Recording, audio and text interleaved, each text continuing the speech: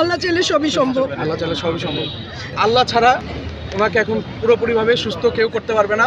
শেখ হাসিনাকে চিনবে একটা ডিক্টেটর, স্বৈরাচার হিসাবে, আর বেগম খালেদা জিয়াকে চিনবে গণতন্ত্রের প্রতীক, মা, দেশের মা, বাংলাদেশের মা হিসাবে। জুলাই অভ্যুত্থান হয়েছে, এখানে অবশ্যই ওনার সন্তান দেশনায়ক তারেক রহমানের একটা বড় অবদান আছে।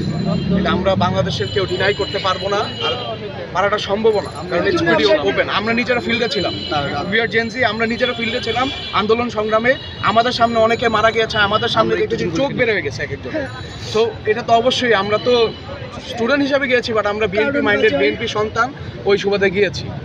আমি বলবো যে প্রত্যেকটা জেনজি বলেন, নেক্সট জেনারেশন আসবে, শেখ হাসিনাকে চিনবে একটা ডিক্টেটর, স্বৈরাচার হিসাবে, আর বেগম খালেদা জিয়াকে চিনবে গণতন্ত্রের প্রতীক, মা, দেশের মা, বাংলাদেশের মা হিসাবে।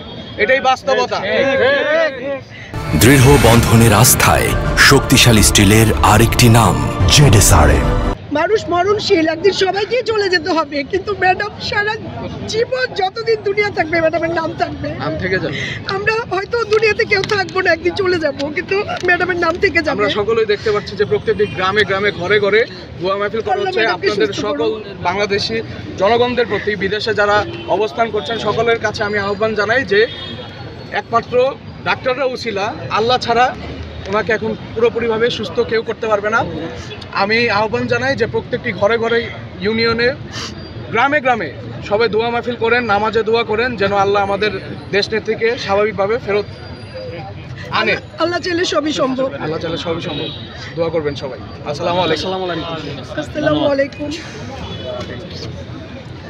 উনি হচ্ছে যে বিএনপির সাবেক মহাসচিব। মহাসচিবের আগে যে